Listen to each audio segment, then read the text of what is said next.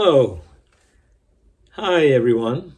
My name's Sirish, and welcome to the Indian Summer Festival.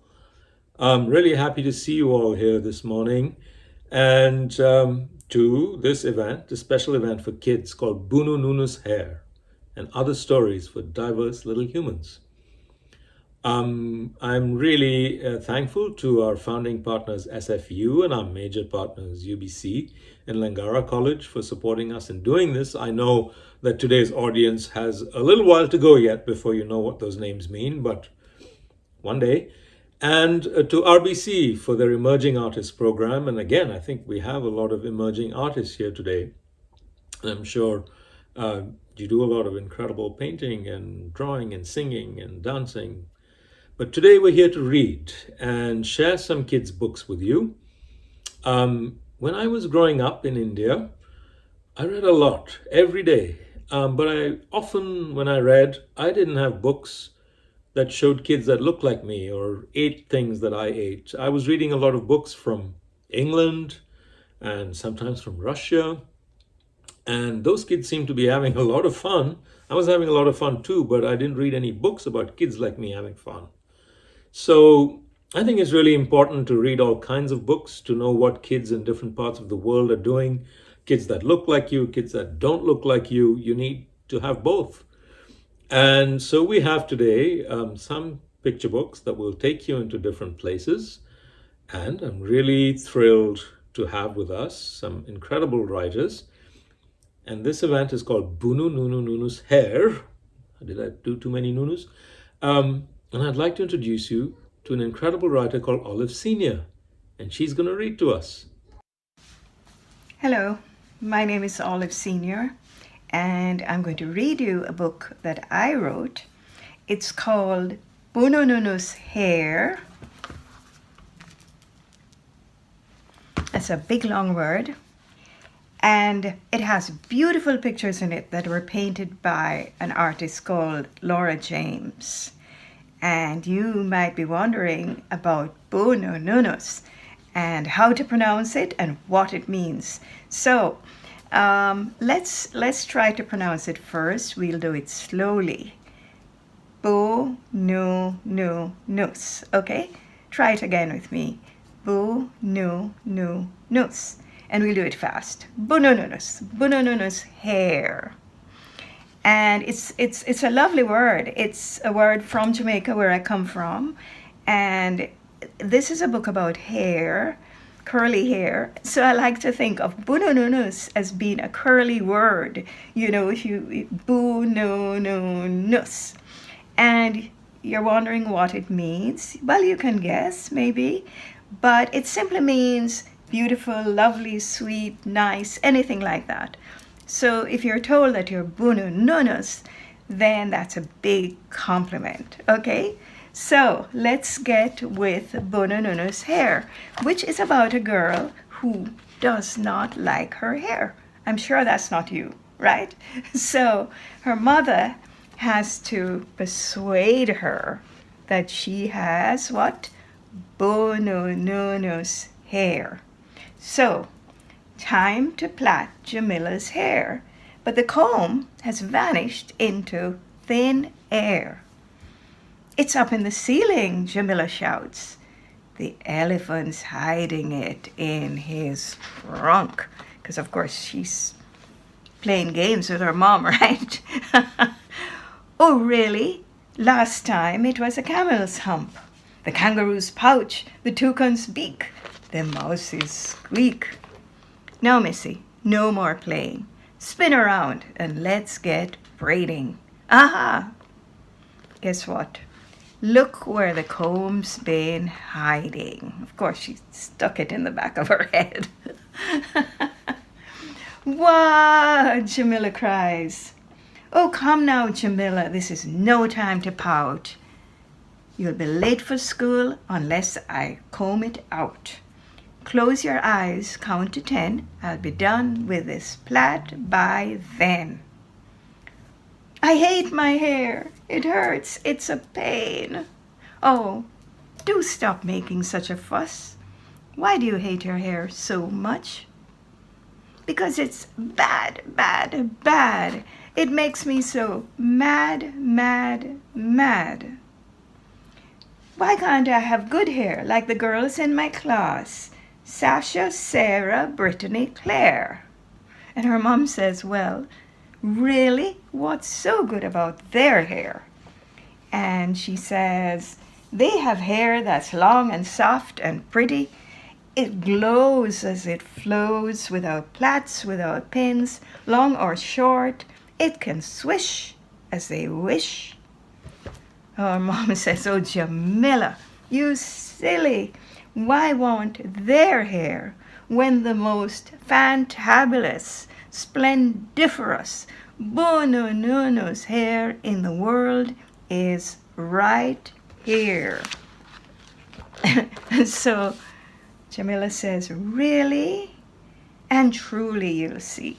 Your hair is electric, kinetic, and free. While your friend's hair always looks the same, you have hair that can frame your face or whiz off into the stratosphere. Hair that can say something different every day of the week, every month of the year. You want to try? Oh yes, a different head of hair every day of the year. Well, says her mom, let's start with this week. Oh, she says, so can I have puffs on Monday? And she gets puffs, and can you guess what she has on Tuesday? She has plaits on Tuesday. And this is a very funny illustration by Laura James, the artist, because she shows Jamila in an art gallery with paintings of famous women, and all the women have plaits in their hair. What does she have on Wednesday? She has braids on Wednesday, and of course, she's in the library. And then Thursday is another funny one because it's Cornrows Thursday, and the artist, of course, shows us that where is she? She is at the farmer's market because that's where you go to get corn. Isn't that funny? Well, kind of corny, right? And then on Friday, it's Twist Out Friday. And on Saturday, oh, and that's another funny illustration. Look at it. I don't know if you noticed that Jamila's hair is exactly the same as the mane of the lion that's standing behind her at the zoo. Her mom says, on Saturday, your hair can be wild, but on Sunday, you must be grandmother's child. And I wonder why she says that. I'm sure some of you, when you go to visit your grandmother, you have to look nice and neat. So her hair is very nicely combed and so on for a visit to grandma. And then, guess what? No more hiding the comb. No more crying. Okay? You agree? And Jamila says, Boonoonoonous. And her mom says, and Boonoonoonous you. And for the first day of school, here's your new do. And it's a beautiful style. You see it in the picture.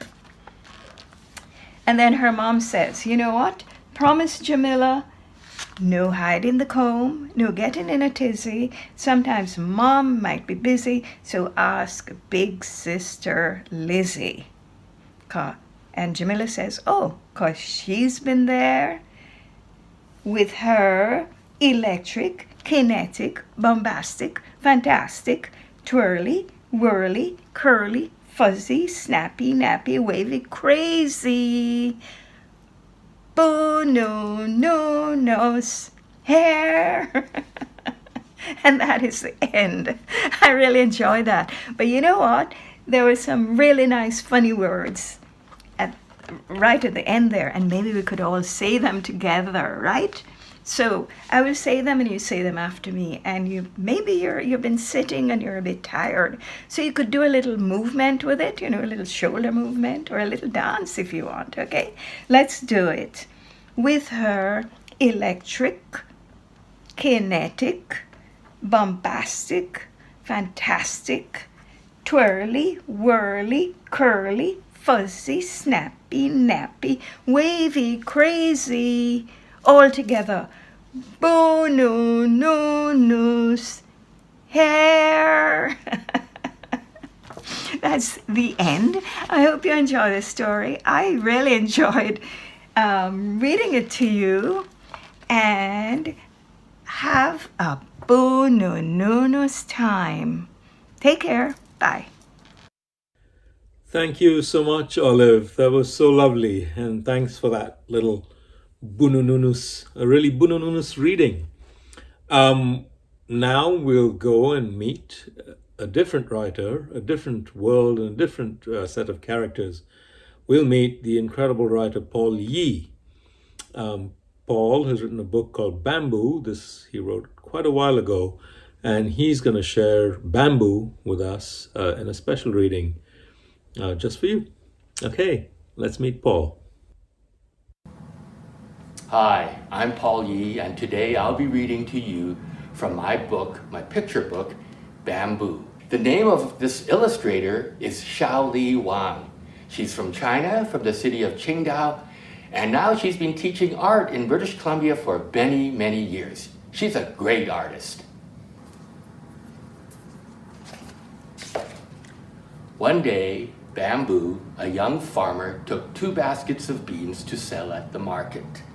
There, peasants from far and wide traded fresh fruit and greens, farm animals, and the latest news. Amidst the noise and heat, Bamboo was enchanted by one girl's beautiful smile. He thought about her all the way home. Here is the market.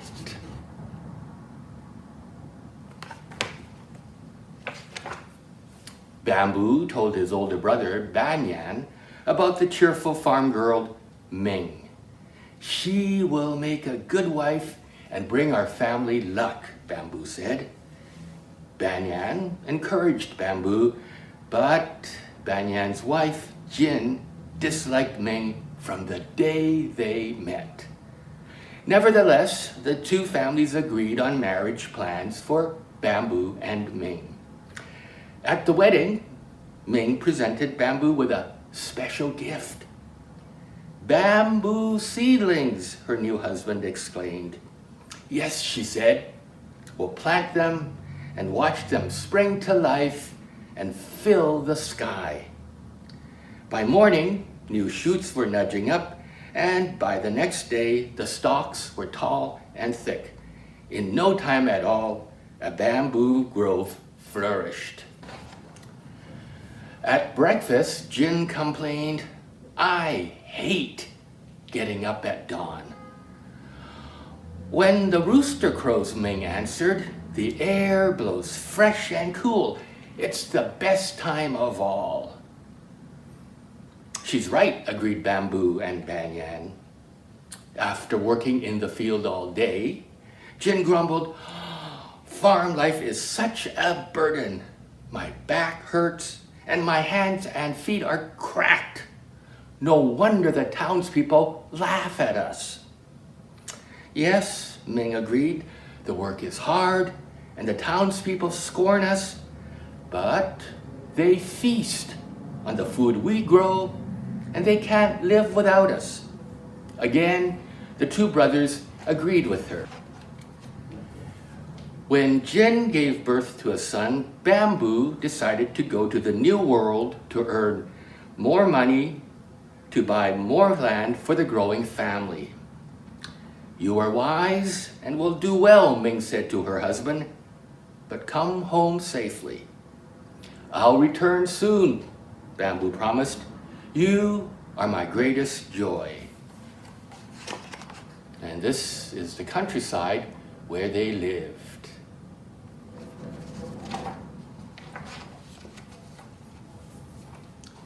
As soon as Bamboo left, Jin said to Banyan, we must divide the fields.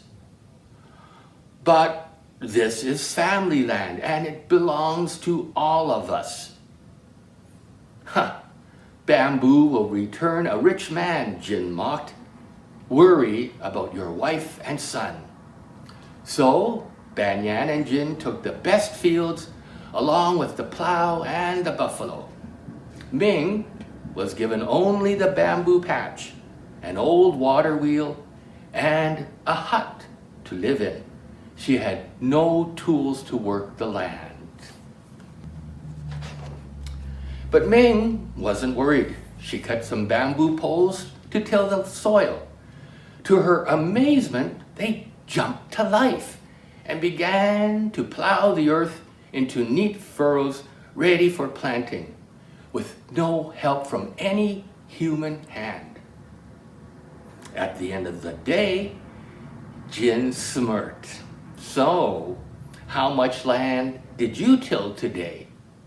Ming said, "I'm almost finished." Filled with curiosity, Jin decided to find out how Ming got so much work done in a day. The next morning, Jin secretly watched Ming at work in her field, and when she saw the bamboo tilling the soil, she thought, "Those bamboo poles are magic. I must have them for myself." That evening, Jin crept into Ming's field and tried to steal the magic pole. But the poles leapt up and beat her. "Yow, yow, yow," she yelped. Jin ran home to her husband and wailed, "Sister-in-law used her bamboo poles to beat me. You must destroy them." "Oh, leave Ming alone," Banyan said. "Do as I say," Jin hissed, "or I'll tell the whole village you're a coward who refuses to protect his wife." Under the moonlight, Banyan gathered up the bamboo poles, threw them into the river, and watched the swift waters carry them away. The next morning, Ming couldn't find her bamboo poles anywhere. She cut down a new pole to carry the water buckets to the creek. "It will take days to irrigate this field," she thought as she pedaled the creaky old water wheel. To her surprise, water began to flow up through the bamboo pole onto the higher land, and soon all her work was done.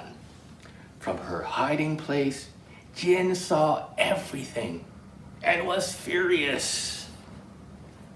Here's the magic water wheel and the water flowing upwards. When Jin got home, she smeared charcoal on her face and hands to look like bruises. "Sister-in-law beat me with another bamboo pole," she wailed to Banyan. "Look at all these bruises. This time, make sure you destroy the entire grove of bamboo." Banyan said, "I told you to leave Ming alone." "Do as I say," Jin said, "or I'll tell the whole village you're a coward who refuses to protect his wife."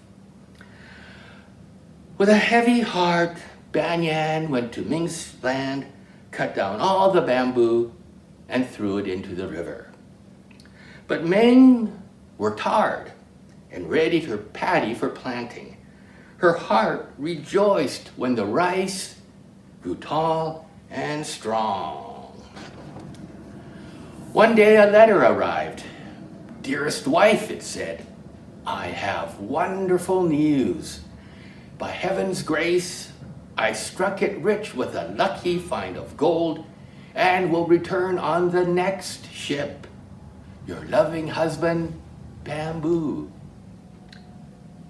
2 months passed, then 3, then 4. Ming harvested her crops and the bamboo grove grew back. But her husband did not return. Ming worried. Here's Ming all by herself, but surrounded by happy animals. Early one morning, a runner dashed into the village and called for Ming. "I bring bad news," he said. "Your husband's ship sank at sea.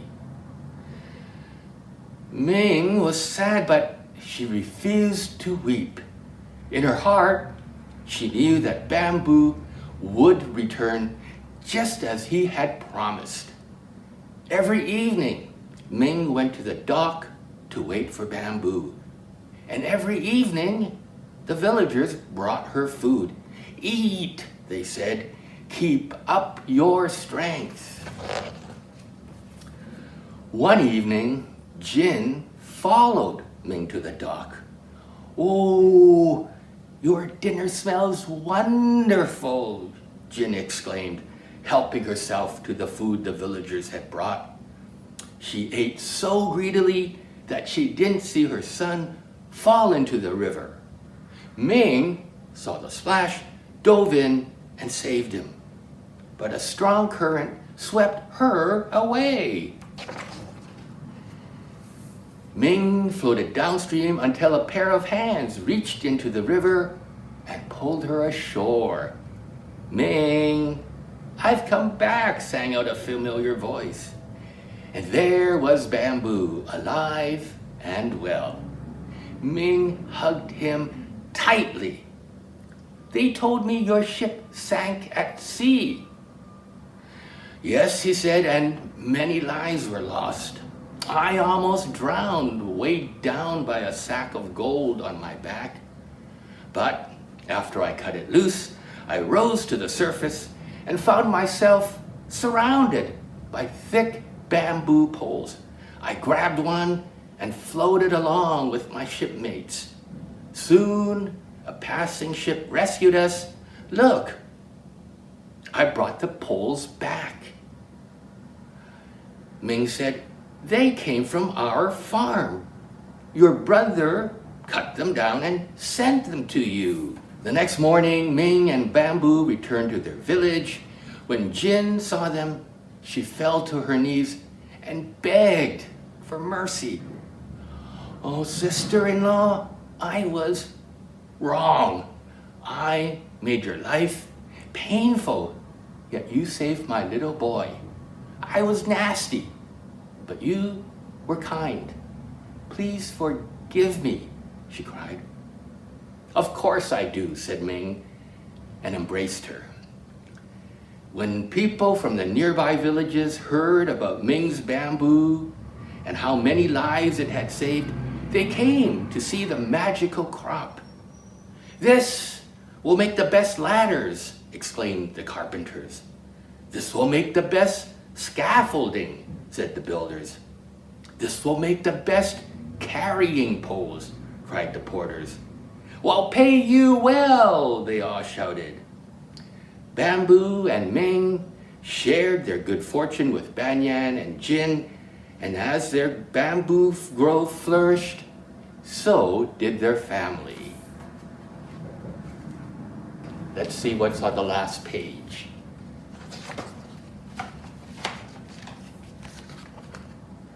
It's a happy family. See? Thanks for listening. Bye. Thank you, Paul, for introducing us to the world of bamboo and for being with us today. And you know what? I remember, maybe I told you, maybe I didn't, but Olive Senior, who read Boonoonoonous Hair to us, has another book, a book called Anna Carries Water.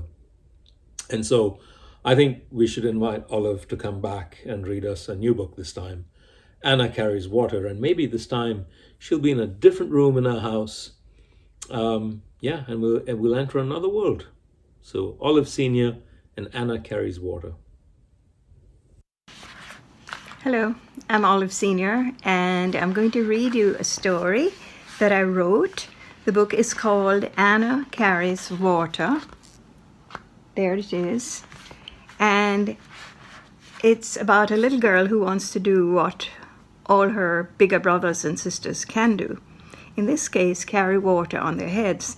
Now, all of us who are able to go into our bathrooms or kitchens and turn on a tap and get water, we're really very fortunate, because a lot of people in the world don't have running water in their homes. so they have to go somewhere to get water. And quite often it's the children in the family who have, that's their job. And so my story is about one of these families, and the youngest child is Anna, and she wants to learn to do what her bigger brothers and sisters can do, and she can't do, which is to carry water on her head. So the book is full of beautiful illustrations by a painter called Laura James, and the setting, as you'll see, is in a very green, beautiful tropical country. Anna wanted to carry water on her head more than anything. Her family lived way out in the countryside. Their water didn't come from a tap.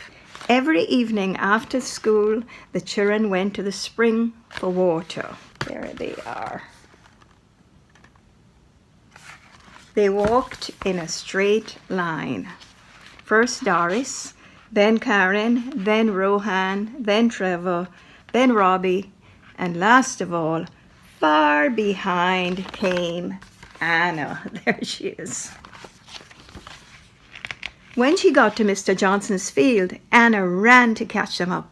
Anna was afraid of the cows.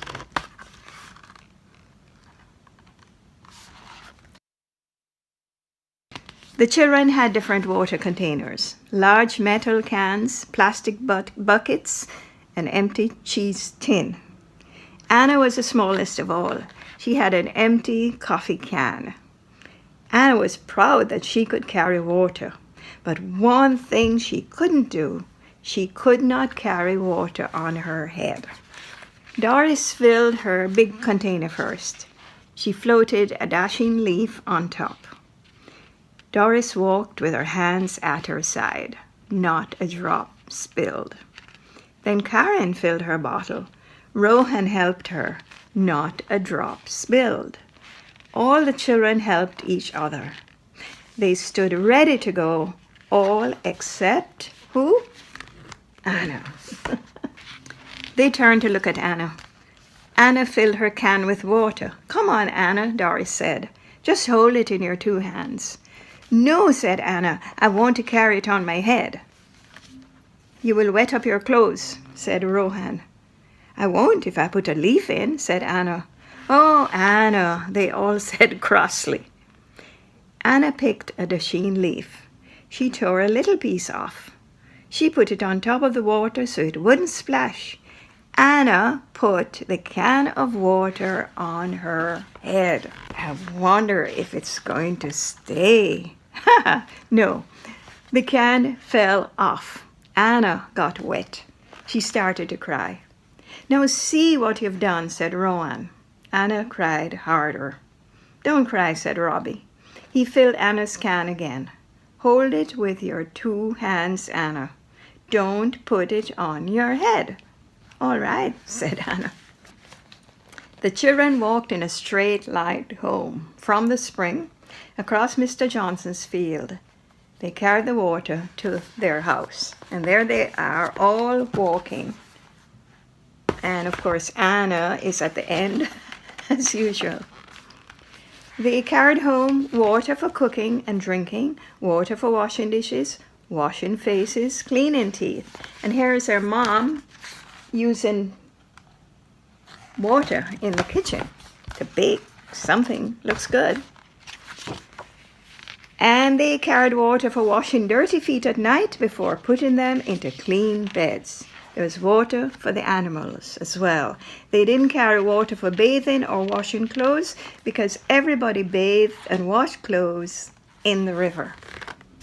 Doris took Anna inside to change her clothes. Anna was happy again, but she still wished she could carry water on her head. As soon as you're old enough to learn, you will learn, Doris said. But how? Anna asked. It just happens, says Karen. So don't worry. There's Anna and her sisters. One day, just like any other day, the children went to the spring. They filled their containers and put them on their heads. Anna filled her can and held it tightly, and they set off for home. First Doris, then Karen, then Rohan, then Trevor, then Robbie, And last of all, far, far behind came Anna. Anna was all alone in Mr. Johnson's field. The cows were lying down. The cows were chewing and chewing. Anna looked at the nearest cow, and the cow looked at Anna. I don't like that look at all. Let's see what happens next. Anna was so frightened, she didn't think. She just took off.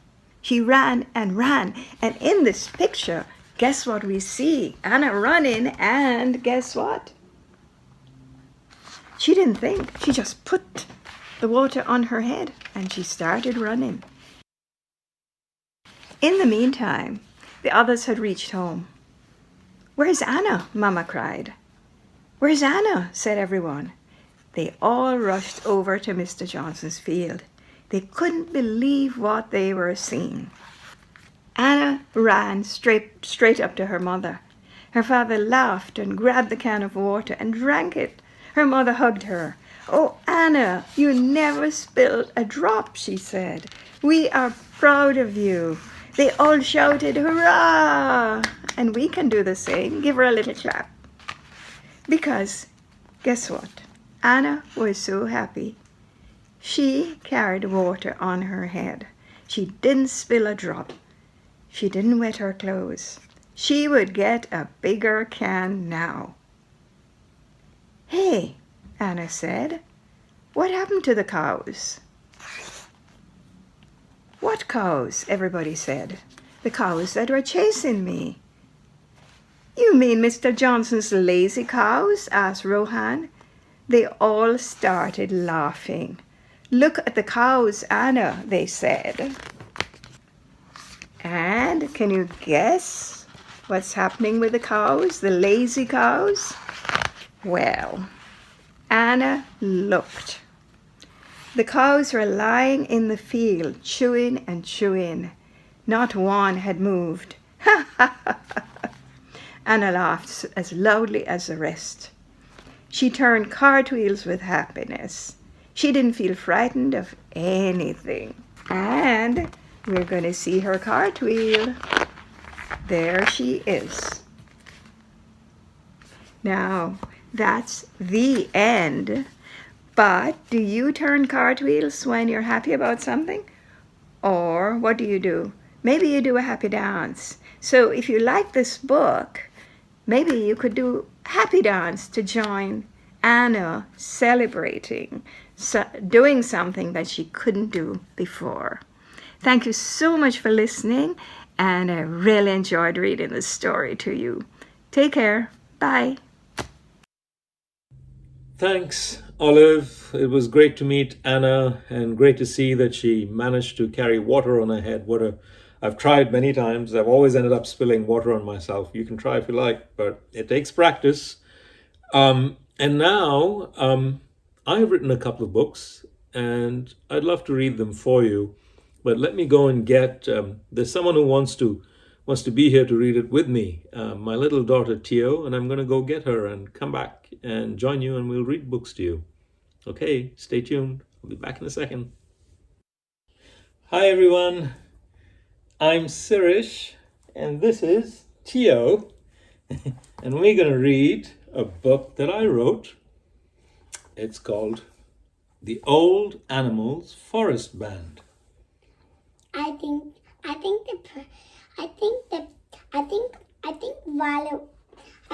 Violet will be so happy you're reading this to me. Will she? Okay, that's great. I hope Violet's listening. Here we go. In a little village near the forest was a man who had a dog. The dog was old and spent most of his time sleeping. I think Violet's giggling. Yeah. One day a stranger came to the gate and the dog didn't bark and warn his master as he used to because he was sleeping. "You're no use anymore. Off you go," said the man, and threw the dog out. That's a little mean, huh? The poor dog was sad and lay down outside the gate of the house. Along came a cow chewing cud and walking slowly. "Why the long face?" she asked when she saw the dog so sad. So the dog told the cow his story. "Oh," said the cow, "sounds just like my story. I used to belong to a farmer. He milked me every day and raised all his 6 children on my milk. But now that I'm old and there's no milk in me anymore, he threw me out. That was last week. I've been wandering around since then." The dog said to the cow, "What now, cow?" "Well, there's 2 of us, so at least we have company. Let's go to the forest outside the village. Maybe we can find somewhere to stay." And the 2 started walking to the forest, chatting about their lives. I think Father's giggling. Yeah. On the way, they saw a donkey standing in the middle of the road, crying loudly. Do you know how a donkey cries? Yeah, it's very loud. "What's the problem?" asked the dog and the cow, speaking at the same time, since they'd already become good friends. "The washerman threw me out," moaned the donkey. "I carried his washing to the river and back for years, but I'm not that young anymore, and he says I'm too slow. I've got nowhere to go." "Same story again," the dog and the cow said. "Join us. We're going to go start a new life in the forest." So the 3 of them walked along talking. It was turning dark, and they were near the edge of the forest when they heard the loud call of a rooster from the treetop.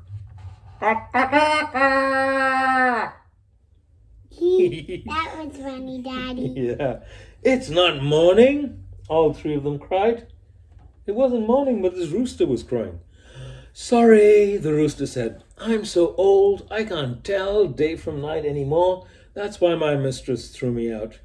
"These humans, all the same," said the 3 friends, and asked the rooster to go along with them.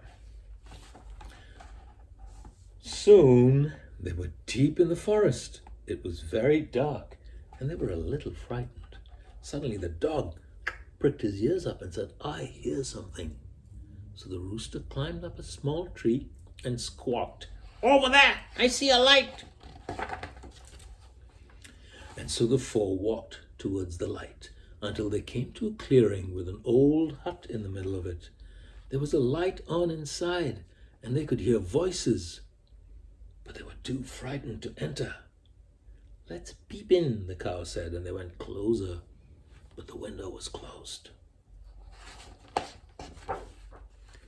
Then the rooster had an idea. "See that crack in the roof where the light shows through? Let's stand one on top of the other, and I'll peep through it."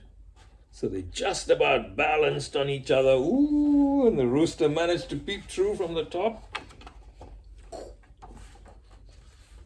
There were 4 men sitting inside, surrounded by bags of gold and jewels that they were counting. They were fighting with each other about sharing the gold. "Thieves," whispered the rooster to his friends. "What shall we do?" "I'm frightened," said the donkey from below. "Let's not be scared. Let's scare them," said the dog. "How?" said the rooster. "You're old and slow." "Let's make a noise," said the dog. "Can any of you sing?" "No," said the donkey and the cow, who'd never sung in their lives. "Good, neither can I," said the dog. "Now sing as loudly as you can." So they sang as loudly as they could all together, and it sounded terrible. The rooster crowed, and the dog yelled, "Woo, woo, woo, woo, woo, woo, woo." And the donkey brayed, "Hee-haw, hee-haw, hee-haw." And the cow bellowed, "Moo, moo." Ew, that sounds terrible. They're all singing together, right? The sound they made together was so loud and so awful that the thieves thought the worst monster on earth was coming to eat them. They ran away from the hut as far as they could. They left everything behind, all the jewels, all the gold. Very pleased with their work, the animals entered the hut and made themselves comfortable. Meanwhile, the terrible song of the animals had reached as far as the village and woken everybody up. Everybody rushed to the forest and came to the hut to see what the problem was. When they came in, the people saw bags of gold and the jewels that the thieves had left behind. "These are the things that were stolen from our village," the people cried. "Ha, ha, ha, we got them back, thanks to these animals." "Oh, that's my dog," said a man coming forward. "And my cow," said another. "My donkey," said a third. "So that's where my rooster went," said a woman. And all the villagers praised the animals, and so the masters tried to take them back. Come home with me now." But this time it was the animals who threw their masters out. "Go away," they all shouted together and chased them out of the hut. "We don't need you anymore. We've got a house, we've got each other, and we've got a plan." So the people ran back to the village, wondering what plan the animals had. And the plan? The animals had enjoyed their terrible singing so much, they decided to call themselves the Old Animals Forest Band. They stayed on happily in the hut in the forest and gave loud performances every day, and they danced to their own music. Can we do Siena Baba for Violet? Okay, you want to read another story? Yeah. All right, let's go. Just Siena Baba. Okay. Yeah. Okay. Right. So we're going to read another story now. Tio wanted this story. This story is called That's How I See Things. And this is another book that I wrote. But the pictures are not by me. The pictures are by a brilliant artist called Baju Sham. Right? Yeah. Ayushan. That's right. We like him. Yeah, he's great. Yeah. Yeah. And the story is about an artist, isn't it? Mm-hmm. Yeah. So let's read this one. Sia. Right. Siena Baba. There was once an artist called Siena Baba. Siena Baba. Look at him. He's got paintbrushes in his hair. Siena Baba saw things differently from other people. When everyone else said there's a full moon tonight, he would say, the sky has a white hole in it. Can I sit up here? Why? When Siena Baba proudly showed people his painting of a snake, they said, "But snakes don't have wings." And his favorite portrait of himself had everyone puzzled because you couldn't see his face in it. He put a mango in front of his face. Because it's his favorite fruit. It's my favorite fruit too. What's your favorite fruit? Mango. Mango. None of your paintings look like anything real, people complained. "I can't help it," Siena Baba answered.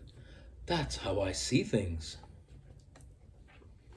One day, Siena Baba decided to paint some animals for his house. He got out his paints and started on a pig. "He looks happy," said Siena Baba to himself as he worked away. "Now I could give him some peacock feathers. He could dance and really show it." So he turned the behind of the pig into a peacock. "Hello, pea-pig," said Siena Baba. "You look beautiful." But the pea-pig wasn't so sure. "It's fine for you to say," he grunted, "but I'm in a fix. I can't play in the mud because of these fine feathers, and I can't dance with the peacocks because of this face. Do something." This was the first time that one of Siena Baba's paintings had spoken to him, so he took it seriously. "Oh," he said, "that is a problem. I'm sorry, I'm a bit busy right now, but stay right where you are, and I'll get back to you." And he returned to his work saying, "Feathers, feathers, more feathers. This time I'll paint a bird, a blue jay." But as he worked, Siena Baba began to feel that the blue jay needed a really loud voice. So what did he do? He gave it the head of a lion. When he was done, he realized he'd made a blue giant. What? Big problem, roared the blue giant. Everyone's gonna run away when I sing. Rawr. What? You've got a problem too? Said Siena Baba. All right then, you'll just have to wait in line with the pea-pig. And so it went all day. Siena Baba painted one animal after the other, and each one turned out stranger than the last. He painted a croco rooster. Look at that. It's a crocodile and a rooster, and it's standing on top of a house, and it's got a froggy on its snout. And then he painted an ellie crab. Half an elephant, half a crab. And a deeroise. That's a tortoise and a deer. And the deer's eating fish. What a strange animal. And a monkeypine. That's half a monkey, half a porcupine. What does that do? Yeah. And finally, he painted a foxish. At last, he was done. Siena Baba stood back and looked around, feeling terribly pleased with his own creations. But what was this? The animals didn't look so happy. The pea-pig was shuffling around in a corner looking grumpy. The alley crab scuttled around trumpeting, "Why does my head belong to the land and my legs to the sea?" And the croco rooster was running around in circles, snapping at everybody and everything. Tick, tick, tick, tick, tick, tick, tick. Tick, tick, tick, tick, tick. "Help!" they all cried together when they saw Siena Baba looking at them. "Please," said Siena Baba, who was tired from working all day, "let me sleep on it. I'll fix everything soon. I promise. I always get my best ideas in my dreams." So he slept there with all his animals around him. But what was he going to do? Siena Baba had to find his animals a world where pigs could have peacock feathers and birds could roar like lions if they wanted to. His animals could only be happy in a place where nobody worried if things were real or not. But where would he find a place like that? Then, just as the sun came up, he found the answer. He looks like he knows what to do with them. He's smiling. And so, Siena Baba put them all in a book where they lived happily forever. And so all the animals are inside this book now with Siena Baba. And the book's called That's How I See Things, because that's how he sees things, right?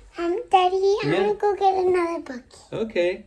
And I hope you enjoyed that. And I hope that one day you'll write a book too. And I get to see how you see things.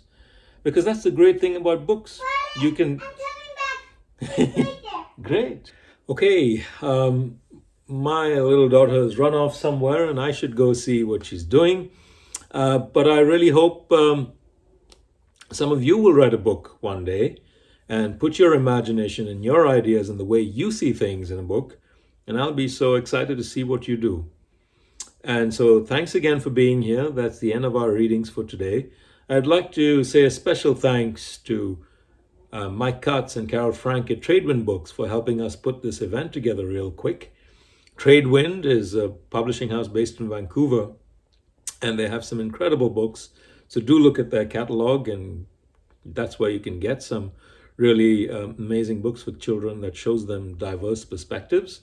And for parents who are interested in reading more, we're posting some links in the chat channel about things you can read about children's literature, some resources, so that we can give our kids as many perspectives, as many realities as they can, so that they grow up into, adults with large and complex and kind worldviews. So thank you so much again for being here. Go on and have a wonderful day. I wish you all the best and hope we'll see you at another one of these soon. Okay? Take good care. Bye.